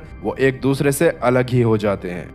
खैर, प्रेजेंट में ब्रैड को न केवल एमी की जान बचानी थी, बल्कि अपनी पुरानी गलतियों को भी सुधारना था। अभी लैब की तरफ जाते हुए उनकी मुलाकात रास्ते में क्लार्क से हो जाती है, जो खुद भी उन्हें बचाने के लिए ही आ रहा था। तब उसकी मदद से वो दोनों लैब में घुसने में कामयाब हो जाते हैं। लेकिन ब्रैड के एमी के कमरे में जाने पर वहां का मंजर देखकर उसके पैरों तले जमीन खिसक जाती है, क्योंकि अभी एमी कोमा की हालत में चली गई थी। इसके बाद एमी की आंखें खुलने पर वो खुद को एक आइसोलेशन रूम में चैन से बंधा हुआ पाती है, जिस दौरान उसके चारों तरफ लैब में मौजूद इन्फेक्टेड लोग खड़े उसे घूर रहे थे। ये चीज एमी को समझ नहीं आती, क्योंकि अभी कुछ देर पहले तक तो वो अपनी माँ का सपना देख रही थी। फिर अचानक वो यहाँ कैसे पहुंच गई? असल में टिम के उसके सामने आने के बाद टिम ने उसे सुपर पावर करके एक ऐसी स्टेज में डाल दिया था जहां लैब के लोगों को लगने लगता है कि एमी अब पूरी तरह से म्यूटेट होने वाली है। इसलिए रियल लाइफ में डिफेंस मिनिस्टर उसे जबरदस्ती अपने साथ लैब में ले जाने लगता है, जिस दौरान निकोल उसे बार बार रोकने की कोशिश कर रही थी, मगर डिफेंस मिनिस्टर को उसकी बात से घंटा मतलब नहीं था। अभी एमी भी काफी डरी हुई थी, जिस दौरान वो अपनी पावर से पूरी की पूरी लैब को हिलाकर रख देती है, जो देखकर सारे वर्कर्स की फट के 4 से 64 हो गई थी। लेकिन डिफेंस मिनिस्टर को लग रहा था कि उसका सबसे खतरनाक हथियार बनने वाला है, इसलिए वो दुनिया में फैले वायरस पर काम करवाना ही बंद कर देता है और कहता है कि अब से सिर्फ बायो वेपन्स पर ही काम होगा। इस बात से कोई भी खुश नहीं होता, लेकिन डिफेंस मिनिस्टर तो किसी की भी बात नहीं सुनना चाहता था। इसके साथ साथ वो लैब के ज्यादातर स्टाफ और सिक्योरिटी पर्सनल्स को निकाल देता है, जिस पर क्लार्क उसे समझाने की कोशिश कर रहा था कि ऐसे में बगावत हो सकती है, मगर डिफेंस मिनिस्टर को सिक्योरिटी में सिर्फ अपने बर्बाद होते पैसे दिख रहे थे। इससे क्लार्क को काफी गुस्सा आता है और जब उसके पास कोई रास्ता नहीं होता तो वो अपने साथियों के साथ मिलकर डिफेंस मिनिस्टर को हॉस्टेज बना लेता है। जिसके बाद वो लैब के मेन एरिया में जाके एमी को बचाने का प्लान बनाते हैं, और क्योंकि अब लैब में सिर्फ डिफेंस अपार्टमेंट के कुछ गिने चुने गार्ड्स बचे थे, इसीलिए ब्रैड और उसकी टीम आसानी से अंडरग्राउंड लैब तक पहुंच जाते हैं। इधर निकोल तुरंत एंटीडोट बनाने का काम शुरू कर देती है, ताकि अगर बाद में उन्हें टीम को खत्म भी करना पड़े तब भी वो कम से कम एमी की जान तो बचा ही सकें। वहीं ब्रैड आइसोलेशन रूम के बाहर खड़ा एमी को देखते हुए सोच रहा था कि वो होश में कब आएगी। अभी एमी के सपने में टीम उसे फिर से अपनी टीम ज्वाइन करने के लिए उकसाता है, पर एमी सपने के हिसाब से अपनी माँ के साथ ही रहना चाहती थी। तब जाते जाते टिम ने मिस्टीरियस तरीके से कहा, एक दिन तुम खुद मुझे ढूंढते हुए आओगी। इसके साथ ही टिम भी रियल दुनिया में वापस आ जाता है और एमी की आंखें भी खुल जाती हैं। तब ब्रैड तुरंत ही उसके पास जाके उसकी चैन खोलने की कोशिश करने लगता है, जिस पर एमी उसे ऐसा करने से मना करती है, क्योंकि वो खुद भी किसी भी वक्त म्यूटेट हो सकती थी और उसे लग रहा था कि वो म्यूटेट होने के बाद कहीं ब्रैड को नुकसान न पहुंचा दे। उसी वक्त क्लार्क को सिक्योरिटी लिस्ट देखने पर एक दिमाग घुमा देने वाली बात पता चलती है। मिनिस्टर के अलावा एक मामूली आदमी ऑर्डरली के पास भी हाईएस्ट लेवल एक्सेस कार्ड था, जिसके बारे में आज तक क्लार्क को पता नहीं चला होता, इसलिए वो तुरंत ही नीचे जाके उस आदमी को ढूंढने लगता है। जिस दौरान उसे बेसमेंट में वो सभी लोग सेलिब्रेट करते हुए दिखाई देते हैं, जिन्हें मिनिस्टर ने काम से निकाल दिया था। असल में वो सब काफी ज्यादा खुश इसलिए थे क्योंकि फाइनली उन्हें इस नरक जैसी जगह से आजादी मिल रही थी। खैर, अभी क्लार्क ऑर्डरली को ढूंढने के लिए सीसीटीवी चेक करता है, जिससे उसे पता चलता है कि ऑर्डरली तो अभी उनके कम्युनिकेशन सिस्टम को खराब करने के लिए आगे बढ़ता जा रहा था। तब क्लार्क उसे रोकने के लिए उसकी तरफ भागता है, पर अब तक काफी देर हो चुकी थी। ऑर्डरली ने अपने मॉप से सारे इक्विपमेंट तोड़ दिए थे, जिससे लैब का बाहरी दुनिया से संपर्क टूट गया था। अभी जब क्लार्क उसके पास जाके उससे पूछता है कि आखिरकार उसने ऐसा क्यों करा, तो ऑर्डरली जवाब देता है कि टिम का सबसे पहला आदेश यही था। मतलब टिम ऑर्डरली के दिमाग को कंट्रोल करके उससे अपने सारे रास्तों को क्लियर करवा रहा था, ताकि वो आसानी से वहां से निकल सके। अब इसके बाद क्लार्क डिफेंस मिनिस्टर के पास जाके उससे पूछता है कि आखिरकार उसने ऑर्डरली को टॉप लेवल क्लियरेंस क्यों दिया। पर इस बात को सुनकर वो बुढ़ऊ तो खुद हैरान था। इसी वजह से क्लार्क को नए सिक्योरिटी हेड के ऊपर शक होता है। पर जब क्लार्क उस सिक्योरिटी हेड की फाइल को चेक करता है तो सच्चाई सामने आने पर उसके होश पूरी तरह से उड़ गए थे। दरअसल जिस सिक्योरिटी हेड को डिफेंस मिनिस्टर ने नौकरी दी थी वो एक बूथ की तरह था। वो सिर्फ तभी दिखाई देता है जब वो दिखना चाहता है। कुल मिलाकर वो बस एक सब्जेक्ट 2 था जिसने डिफेंस मिनिस्टर के माइंड पर कंट्रोल करके उसे अपनी बातों पर भरोसा दिलाया, जबकि वो कभी भी हकीकत में as a security head lab में था ही नहीं। अब जैसा कि क्लार्क और ब्रेड को समझ आ गया था कि सभी सब्जेक्ट्स वहाँ से भागने के बारे में सोच रहे हैं, इसलिए वो उनके चैम्बर्स में पॉइजन गैस छोड़ देता है ताकि उन्हें वीक करा जा सके। इधर धीरे धीरे एमी की हालत भी बाकी सब्जेक्ट्स की तरह होने लगती है। उसके दांत टूटने लग गए थे जिसकी वजह से वो काफी ज्यादा परेशान थी। तब ब्रेड उसे संभालता है जिसके थोड़ी देर बाद एमी को वापस अपने सपने में टिम दिखाई देता है, जो इस बार उसे एक टनल के सामने ले आया था जहाँ पहले के समय एमी साइकिलिंग किया करती थी। तब टिम उसे कहता है कि अगर वो इस बार साइकिल चलाते हुए उस टनल के दूसरी तरफ निकल जाती है तो वो उसकी टीम में आ जाएगी, पर अगर वो टनल के अंदर ही रहती है तो वो मारी जाएगी। ये सुनकर एमी ना जाने क्यों पर साइकिल लेके टनल के अंदर चली जाती है, लेकिन रास्ते में ही उसे काफी ज्यादा अजीब फील होने लग गया था। वो किसी भी हाल में टिम की टीम में नहीं जाना चाहती थी और अब अगर वो टनल के अंदर ही रुक जाती तो वो मारी जाती। तब कुछ समझ ना आने पर टनल से बाहर जाने से पहले एमी अपनी साइकिल रोककर बीच में ही बैठ जाती है, जिस दौरान वो बस परेशान होकर रोए जा रही थी। तभी उसे उसकी जेब में अपनी माँ की दी हुई माचिस दिखाई देती है, जिसे जलाने पर फाइनली एमी को समझ आ गया था कि उसे क्या करना है। असल में टिम बस उसके दिमाग के साथ खेल रहा था, इसीलिए एमी को अपनी साइकिल पर बैठकर सीधा टनल के उस पॉइंट पर जाने लगती है जहां पर टिम खड़ा था। उसे आता हुआ देखकर टिम उसे पकड़ने की कोशिश करता है, लेकिन एमी बचकर आगे निकल जाती है, जिसका मतलब कि उसने चूज करा था कि वो अपने हिसाब से रहना चाहती है, ना ही वो मरना चाहती है और ना ही टिम की टीम में आना चाहती है। इधर रियल लाइफ में अब तक निकोल ने एंटीटोड भी बना लिया होता है, जिससे वो काफी खुश होती है। तब एंटीटोड के एक सैंपल को वो अपने पास रख लेती है और दूसरे को सीडीसी लैब में भेजने के लिए एक बॉक्स में पैक कर देती है। पर वो अपने केबिन से बाहर आ पाती उससे पहले ही ऑर्डरली जो टिम के कंट्रोल में था वो दरवाजे को बाहर से बंद कर देता है, जिसकी वजह से फिलहाल निकोल अंदर ही फंस गई थी। इधर क्लार्क अभी अपने साथियों को हिम्मत देते हुए सब्जेक्ट्स को रोकने की बात कर रहा था। इसी वजह से वो लोग जल्दी ही डिफेंस मिनिस्टर और सब्जेक्ट्स के कंट्रोल में मौजूद लोगों को बांध देते हैं, पर अभी किसी को भी निकोल के केबिन में बंद होने के बारे में पता नहीं होता। इसी बीच ऑर्डरली अपने हाथों को जबरदस्ती खोलने की कोशिश करता है, जिस दौरान उसके हाथों से बहुत सारा खून निकलने लग गया था, लेकिन उसे कोई भी दर्द फील नहीं हो रहा था। और खुद को फ्री करने के बाद वो सबसे पहले डिफेंस मिनिस्टर के कुछ लोगों को और डिफेंस मिनिस्टर को फ्री कर देता है, जो उससे टिम ने ही करवाया था, ताकि बाद में क्लार्क और ब्रेड डिफेंस मिनिस्टर के साथियों से भिड़ने में लगे रहें और वो वहां से आराम से भाग सके। और फिर बाद में वो सभी सब्जेक्ट्स के डोर को खोल देता है, जिससे अब सारे सब्जेक्ट्स फ्री हो गए थे, जो देखकर ब्रेड को समझ नहीं आ रहा था कि उसे क्या करना चाहिए। तब एक सब्जेक्ट उसके ऊपर भी हमला करने वाला था, लेकिन वक्त रहते ब्रेड खुद को, एमी को और डिफेंस मिनिस्टर को मेन लैब से बाहर ले जाता है और दरवाजे को बंद कर देता है।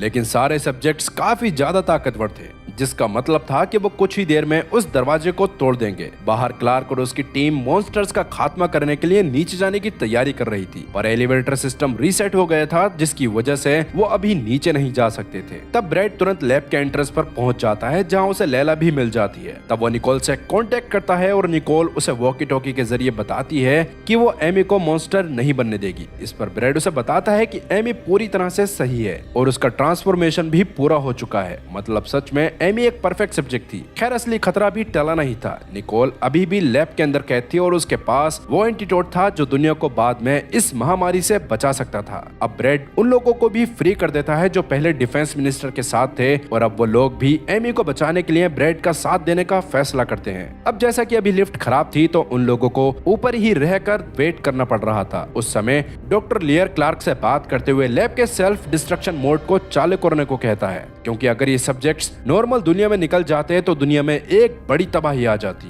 इस पर क्लार्क मान तो जाता है, पर वो थोड़ा सा वेट करने को कहता है ताकि ब्रेड और बाकी सब लोगों को भी नीचे आके सही टाइम पे वहां से बाहर निकलने का मौका मिल जाए। इधर ब्रेड निकोल वाले लैब का दरवाजा तोड़ने की कोशिश कर रहा था, तभी वो दरिंदे जो मेन लैब के दरवाजे पर सर पटक रहे थे अचानक बिल्कुल खामोश हो गए। इससे निकोल को समझ नहीं आता कि क्या हो रहा है, पर वो कुछ समझ पाते उससे पहले ही सब्जेक्ट्स अब वेंटिलेशन डक्ट्स के रास्ते ऊपर से उनके ठिकाने पर पहुंचने लगते हैं, जो देखकर ब्रेड सबको भागने का इशारा करता है और सब एलिवेटर की तरफ दौड़ते हैं। अब किस्मत से अब तक एलिवेटर ठीक हो गया था, पर वो कुछ ही दूरी उन्हें मीलों लंबी लग रही थी, लेकिन वहां तक पहुंचना काफी ज्यादा मुश्किल होता जा रहा था, क्योंकि अब तक लैब में इतने सारे सब्जेक्ट्स हो चुके थे कि वो चारों तरफ से हमला कर रहे थे और काफियों को मारने के बाद भी काफी जिंदा थे। इस दौरान ब्रेड के कई साथी तो उनके काटते ही म्यूटेट हो जाते हैं, जो देखकर ब्रेड सभी लोगों को आगे जाने को कहता है और खुद पीछे ही रहकर गोलियां चलाता रहता है। इस भाग दौड़ में एक सब्जेक्ट ने ब्रेड की एक्स वाइफ लैला को भी काट लिया था, जो देखकर ब्रेड गुस्से में पागल होकर सबसे पहले तो उस दरिंदे को खत्म करता है और लैला को लेकर किसी तरह एलिवेटर लॉबी तक पहुंच जाता है। अब सिर्फ ब्रेड, एमी, लैला और वो लालची मिनिस्टर ही जिंदा बचे थे। अभी ब्रेड ने बाकी सबको तो लिफ्ट से भेज दिया था, पर वो खुद बाहर की तरफ नहीं जाता। अब उसे किसी भी हाल में निकोल की जान बचाकर उस एंटीडोट को हासिल करना था ताकि वो लैला को बचा सके।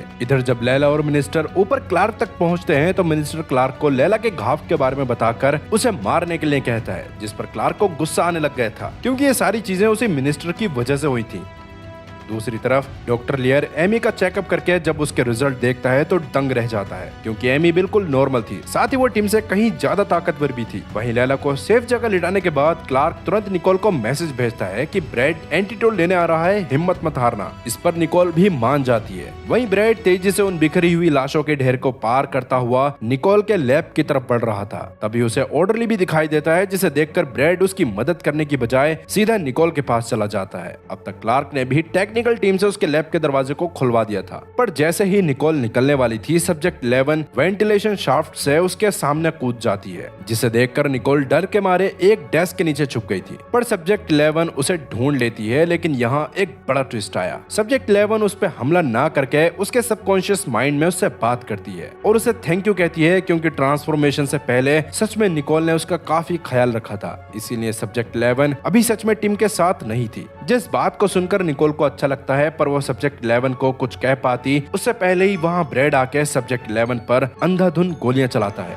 पर इसके बावजूद सब्जेक्ट 11 उस पर हमला ना करके उल्टा वहाँ से भाग जाती है। अब निकोल जल्दी से एंटीडोट लेके ब्रेड के साथ एलिवेटर की तरफ जाने लगती है, जिस दौरान क्लार्क उन्हें बताता है कि सब्जेक्ट्स की पूरी फौज उनकी तरफ आ रही है। इसी वजह से अब उनके पास छुपने की सिर्फ एक ही जगह बची थी, जो वही आइसोलेशन रूम्स थे जहाँ पहले मॉन्स्टर्स को रखा जाता था। तब वो दोनों अपनी जान बचाने के लिए वहाँ चले जाते हैं और बाहर से हजारों दरिंदे उन्हें घेर लेते हैं। इधर डिफेंस मिनिस्टर अब पागल हो रहा था। उसने जिद पकड़ ली थी कि अभी के अभी सेल्फ डिस्ट्रक्ट मैकेनिज्म एक्टिवेट कर दिया जाए, चाहे ब्रेड और निकोल अंदर ही क्यों न मर जाएं। इस पर डॉक्टर लियर भी उसका साथ देता है क्योंकि 2 जनों से ज्यादा जरूरी दुनिया को बचाना था। इस दौरान क्लार्क उन्हें रोकने की कोशिश करता है, जिसकी वजह से वहाँ पर लड़ाई शुरू हो गई थी। तभी एमी को एहसास होता है कि अब देर करना पूरी दुनिया को मौत के मुंह में धकेलना होगा, इसलिए वो ना चाहते हुए खुद ही जाके सेल्फ डिस्ट्रक्शन बटन को दबा देती है, जिससे 2 मिनट का काउंटडाउन शुरू हो चुका था। उसी वजह से पूरा लैब कांपने लगता है और मौत को करीब देखकर सारे मॉन्स्टर्स ब्रेड और निकोल को छोड़कर लैब से भागने के बारे में सोचने लगते हैं। अभी ब्रेड और निकोल को भी समझ नहीं आ रहा था कि वो अपनी जान कैसे बचाएंगे। तभी एक पुराना टेक्नीशियन एक सीक्रेट वेंटिलेशन डक्ट को ढूंढकर निकाल लेता है, जहां से सीधा ऊपर आया जा सकता था। इस बारे में ब्रेड को पता चलने पर ब्रेड तुरंत ही निकोल के साथ उस वेंटिलेशन चैम्बर की तरफ जाता है, लेकिन रास्ते में काफी सारे मॉन्स्टर्स भी थे। उस समय निकोल जानती थी कि उसकी जान से ज्यादा कीमती अभी ब्रेड की जान है, इसलिए वो उसे वो एंटीडोट वाला बक्सा दे देती है और खुद मॉन्स्टर्स को रोकने के लिए पीछे ही रुक जाती है। अभी लैब बस ब्लास्ट होने वाली थी, तब ब्रेड जल्दी से वेंटिलेशन का इस्तेमाल करके ऊपर जाता है,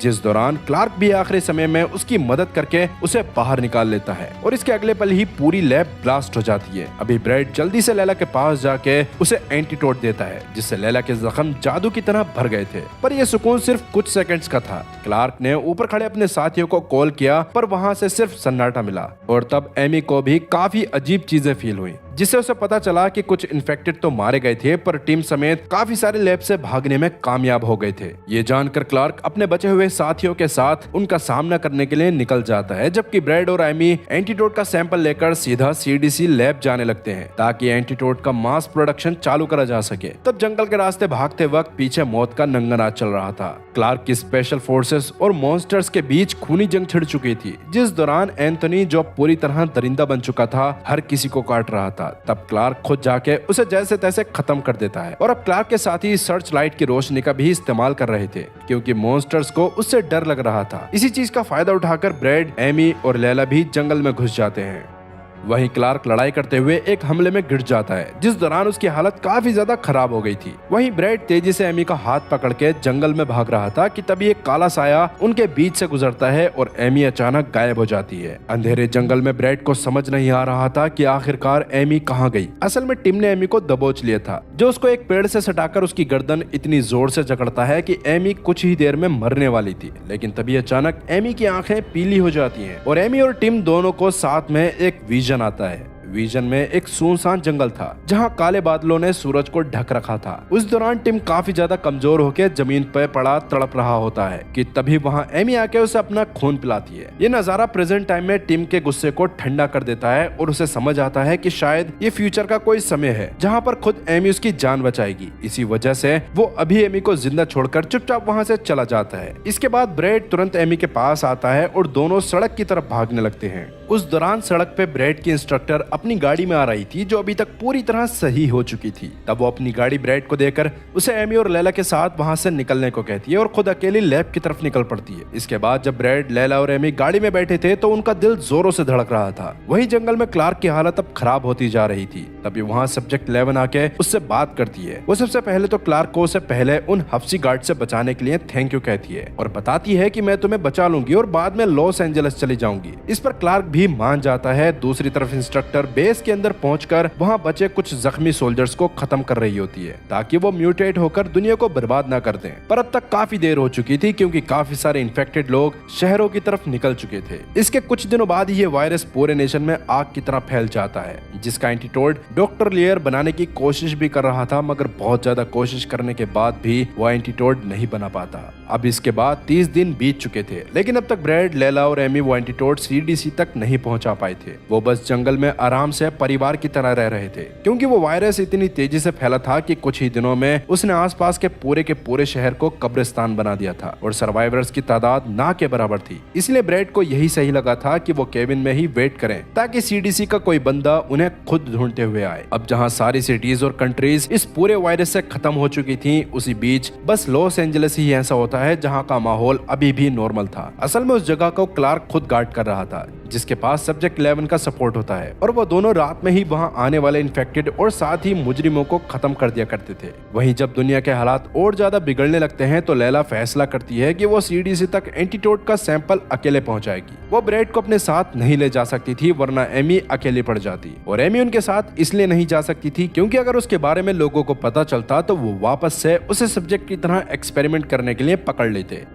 अब लैला के जाने के बाद ब्रेड एमी को सर्वाइवल और स्पाई स्किल्स सिखाने लगता है जिसके साथ साथ वो उसे आर्चरी भी सिखा रहा था क्योंकि ऐसे दिनों में यही स्किल्स उसके सबसे ज्यादा काम आने वाली थी। ऐसे ही उन दोनों का रिश्ता और गहरा होता जाता है और ब्रेड अब एमी को अपनी सगी बेटी मानने लगा था। वो बड़े प्यार से एमी की चोटी बनाता जो भले ही थोड़ी टेढ़ी मेढ़ी होती पर एमी के लिए वो दुनिया की सबसे प्यारी चीज थी। लेकिन उनकी ये छोटी सी दुनिया उस दिन उजड़ गई जब एक बुढ़ा हंटर जिसे मॉन्स्टर ने काट लिया था मदद मांगने उनके केबिन में घुस जाता है। वो ब्रेड से गुजारिश करता है कि ब्रेड उसे जान से मार दे। इसलिए ब्रेड एमी और उनके घर के आसपास रहने वाले लोगों को घर के अंदर भेजता है और बाहर से 2 गोलियों की आवाज आती है। इस दौरान ब्रेड ने बुढ़े को जान से तो मार दिया था मगर वो खुद भी खून से लथपथ था क्योंकि गोली चलने से पहले ही बुढ़े ने अपना रंग बदलकर उस पर हमला कर दिया होता है। अब जब ब्रेड एमी से आखिरी बातें कह रहा था तभी अचानक से एमी अपने दांतों से उसको काट लेती है जो देखकर उसके पड़ोसी को समझ आ गया था कि एमी भी एक वेम्पायर है। इससे पहले कि वो कुछ कर पाते एमी उन सबको खत्म कर देती है क्योंकि अगर वो वहां से भाग भी जाती तो भी बाद में वो लोग ब्रेड को जान से मार देते। अब ये सब एमी ने बस ब्रेड को बचाने के लिए ही करा था। इसके बाद एमी वहां से चली जाती है क्योंकि उसे पता था कि ब्रेड के होश में आने के बाद उसे एमी की हरकत बिल्कुल भी अच्छी नहीं लगेगी। दूसरी तरफ डॉक्टर लियर सीडीसी में दिन रात एक कर रहे थे ताकि इस वायरस का कोई पक्का इलाज ढूंढ सके मगर काफी कोशिश करने के बाद भी उसे कुछ नहीं होता और पता नहीं क्यों लेकिन लैला भी उस एंटीडोट को लेके उनके पास नहीं पहुंच पाई थी। खैर अभी जैसे जैसे पूरी दुनिया में इन्फेक्टेड लोगों की तादाद बढ़ती जा रही थी तो उन्हें खत्म करने के लिए न्यूक्लियर वेपन्स का इस्तेमाल करा जाता है जिससे पूरी दुनिया एक ग्लोबल न्यूक्लियर वॉर की आग में झुलस गई थी और बस 1% लोग ही जिंदा बचे थे। इसके साथ ही कहानी वहाँ से 97 साल आगे आती है जिस दौरान न्यूक्लियर वॉर की वजह से धरती अब सिर्फ एक खंडर और रेगिस्तान बन चुकी थी। जानवर और इंसान लगभग खत्म हो चुके थे और जो बचे थे वो वही पुराने खौफनाक और खतरनाक इन्फेक्टेड मॉन्स्टर्स थे। तभी उस अंधेरे रेगिस्तान से एक औरत बाहर आती है जिसकी लंबी चोटी थी और उसके पास धनुष था। वो कोई और नहीं खुद एमी होती है जो अपने आसपास मौजूद इन्फेक्टेड लोगों को जान से मारती है। साथ ही अब उसका सिर्फ एक ही मकसद था, वो किसी तरह से ब्रेड को ढूंढ ले जो पक्का अभी भी जिंदा होगा। पर दोस्तों आपको क्या लगता है कि 97 साल बाद एमी को ब्रेड सही सलामत हालत में मिलेगा या फिर ये सिर्फ उसकी एक अधूरी प्यास बनकर रह जाएगी? अपनी राय नीचे कमेंट्स में जरूर बताएं। बाकी इसके साथ ही ये कहानी यहीं पर खत्म होती है।